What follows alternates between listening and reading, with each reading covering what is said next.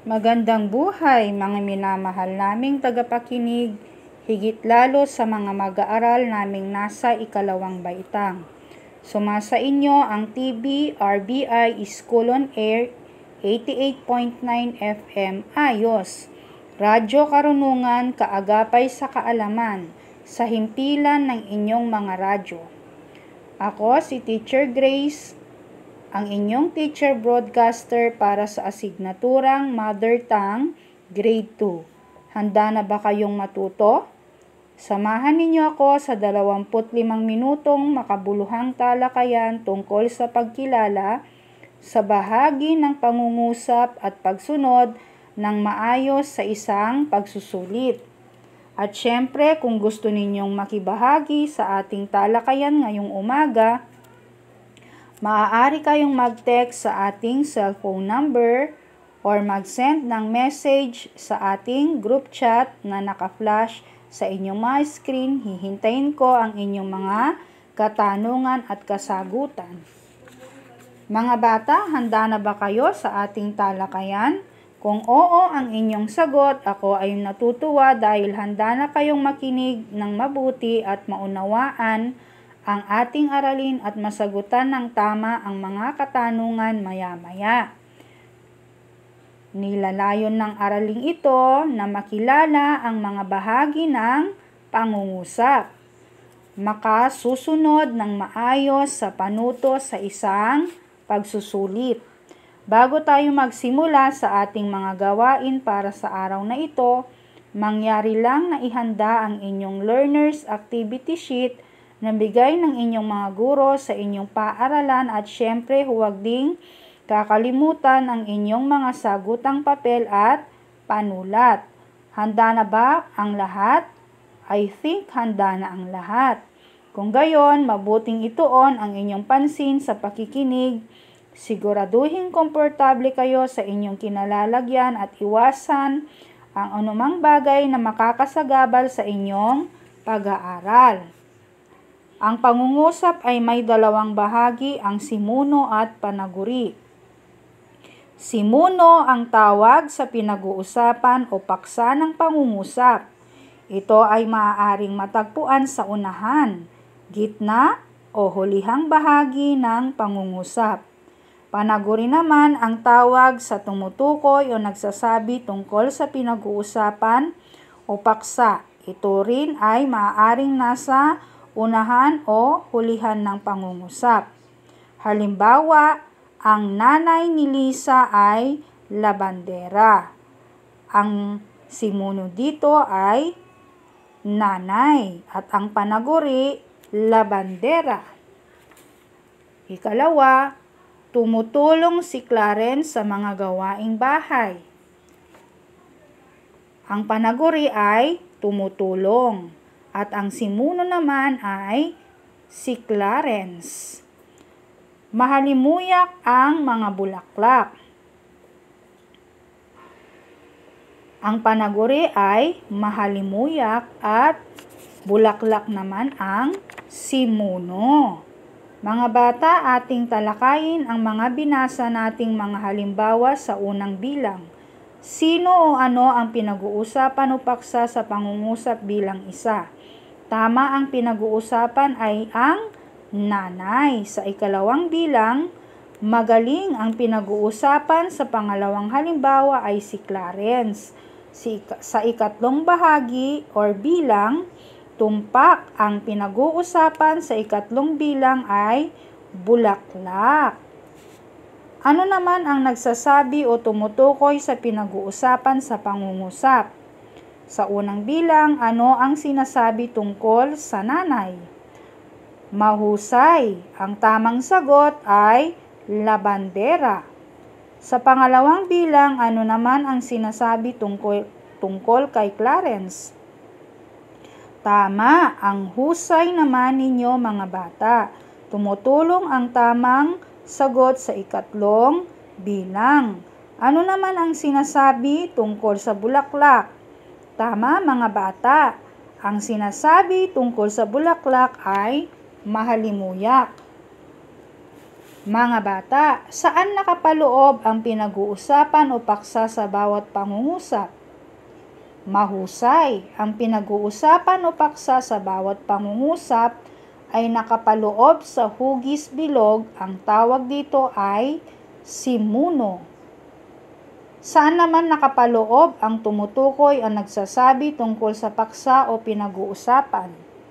Magaling, ang tumutukoy o nagsasabi tungkol sa paksa o pinag-uusapan ay nakapaloob sa hugis parihaba. Ito naman ay tinatawag na panaguri. Hayan mga bata, dadako naman tayo sa bilang 4 at 5. Sa bilang 4, sino o ano ang pinag-uusapan o paksa sa pangungusap? Magaling, ang pinag-uusapan ay ang tatay. Sa pangungusap bilang 5, ano naman ang sinasabi tungkol kay Mang Pepe? Tumpak, ang sinasabi tungkol sa kanya ay nagsaka. Ano ang tawag ulit sa pinag-uusapan o paksa sa bawat pangungusap? Magaling, simuno ang tawag sa paksa o pinag-uusapan sa pangungusap. Ano namang tawag sa tumutukoy o nagsasabi tungkol sa paksa o pinag-uusapan? Tama, panaguri ang tumutukoy o nagsasabi tungkol sa paksa o pinag-uusapan. Maliwanag ba ang ating leksyon tungkol sa simuno at panaguri, mga bata?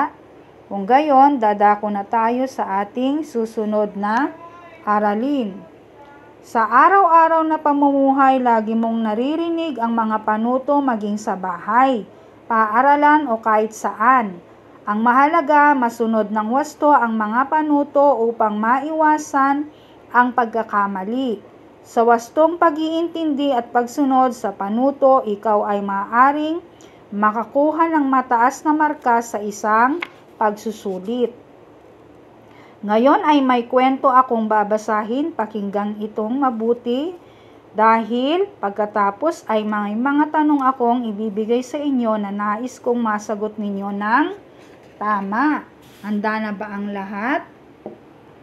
Kung gayon, mabuting ituon ang inyong pansin sa pakikinig. Siguraduhin komportable kayo sa inyong kinalalagyan at iwasan ang anumang bagay na makakasagabal sa inyong pakikinig sa ating maikling kwento. Ang pamagat ng ating kwento ay pagsusulit. Unang markahang pagsusulit sa paaralan ngayon, maagang nagsipasok ang mag-aaral sa ikalawang baitang. Ang lahat ay may kanya-kanyang hawak na gamit at tiniyak niya ito ay kompleto. Nakikinig ding mabuti ang mag-aaral sa mga paalala ng guro bago magsimula ang kanilang pagsusulit. Una, basahing mabuti ang nilalaman ng pagsusulit. Ikalawa, umupo ng maayos. Ikatlo, kung mayroong hindi maintindihan sa gagawin, doon pa lamang magtanong sa guro. Ikaapat, takpan ng papel. Ikalima, huwag makipag-usap sa katabi. Lahat ng mag-aaral ay sumunod sa mga panuto sa pagsusulit. Kaya naging maayos ito at nagdulot ng mataas na marka na ikinatuwa rin ng kanilang guro. Mga bata, mayroon ka bang karanasan na kahalintulad ng ating kwento? Sumunod ka rin ba sa mga paalala ng iyong guro tungkol sa wastong pagkuha ng pagsusulit? Katulad ka rin ba ng isang bata sa kwento? Kung gayon ay magaling, handa na ba kayong sagutan ang ating mga gawain? Tandaan na mahalagang masunod ng wasto ang mga panuto upang maiwasan ang pagkakamali. Sa wastong pag-intindi at pagsunod sa panuto, ikaw ay maaaring makakuha ng mataas na marka sa isang pagsusulit. Ilabas ang inyong learning activity sheet at gawin ang gawain 1. Handa na ba? Kung handa na, narito ang panuto. Tukuyin kung simuno o panaguri ang mga salitang may salungguhit, isulat sa sagutang papel. Para sa unang bilang, si Ginoong Santos ay nahalal bilang Pangulo ng Samahan. Ang salitang nakasalungguhit ay Ginoong Santos. Number 2, masayang nakikilahok sa paligsahan sina Evelyn at Aiza. Ang nakasalungguhit na salita ay nakilahok sa paligsahan. Number 3, uminom ng gamot si Elma. Ang nakasalungguhit ay Elma. Pang-apat, sila ay tumulong sa pagkilos ng mga paglikas ng mga residente mula sa mapanganib na lugar. Ang salitang nakasalungguhit ay sila. Pang-5, ang mga turista ay hinikayat na sumayaw sa araw ng kapistahan. Ang salitang nakasalungguhit ay hinikayat na sumayaw. Meron kayong mga ilang minuto para ito ay sagutin.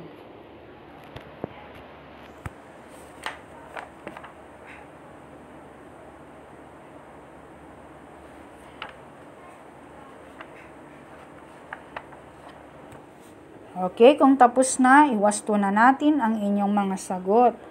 Ang sagot sa number 1 ay Simuno.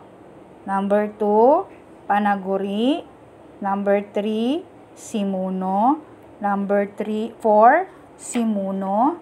At number 5, Panaguri. Nakuha bang lahat, mga bata? Mahusay. Ngayon naman, para sa gawain 2, panuto, basahin ang pangungusap at salungguhitan ang simuno at ikahon ang panaguri. Para sa unang bilang, si Jovelyn ay panganay na anak ni Aling Ana. Number 2, masunurin ang bata. Number 3, sumama si Fina sa palengke. Number 4, sina Aling Beth at Janet ay sumakay sa isang tricycle. At number 5, ang tsuper ay nagpasakay pa ng 2 pasahero. Okay. Nasagot na ba? Meron kayong mga ilang minuto para ito ay sagutin.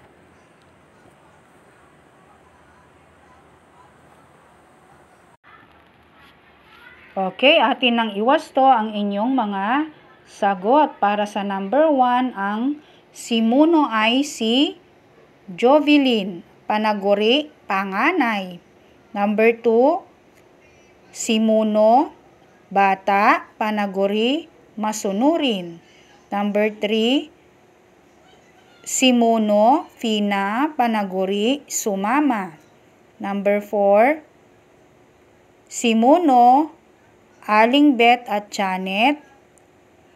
Panaguri, sumakay. Number 5, simuno, tsuper. Panaguri, nagpasakay. Nakuha bang lahat, mga bata? Kung gayon, palakpakan ang inyong mga sarili. At para sa gawain 3, narito ang panuto. Lagyan ng masayang muka kung ito ay nagsasaad na dapat tandaan at gawin tuwing may pagsusulit at malungkot na muka kung hindi. Narito ang unang bilang. Umupo ng maayos. Number 2, basahing mabuti ang test or pagsusulit. Number 3, huwag makipag-usap sa katabi. Number 4, ipakita sa kaklase ang mga sagot. At number 5, kung may hindi maintindihan, tanungin ang katabi. Okay. Meron kayong ilang minuto para ito ay masagot.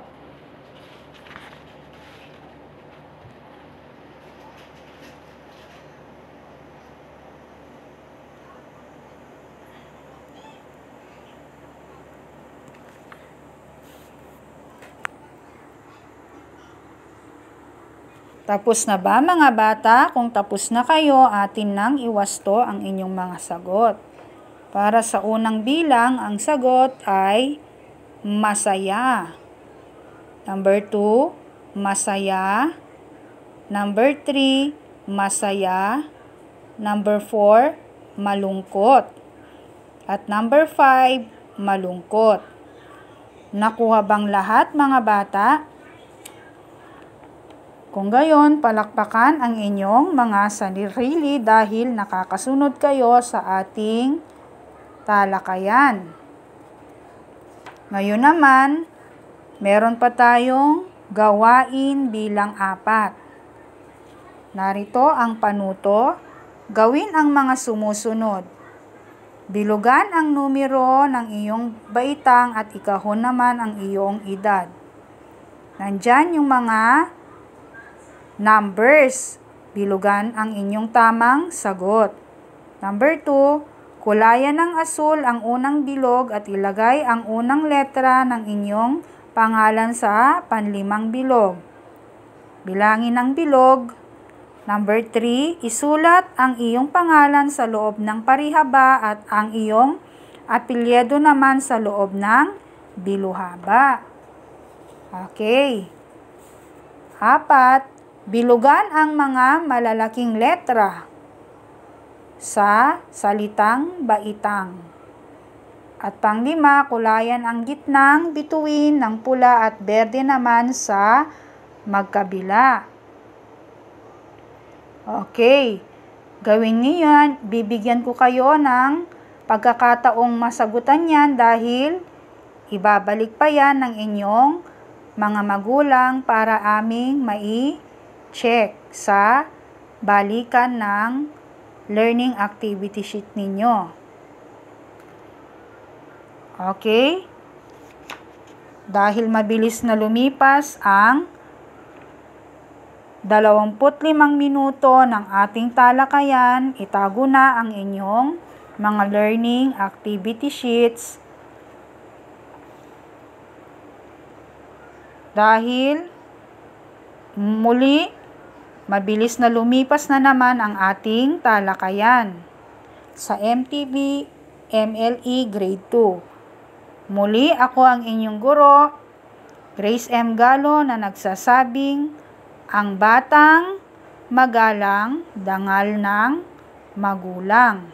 Tandaan, pahalagahan mo ang pamilyang meron ka dahil hindi lahat ng pagkakataon ay nariyan sila. Hanggang sa muli, paalam!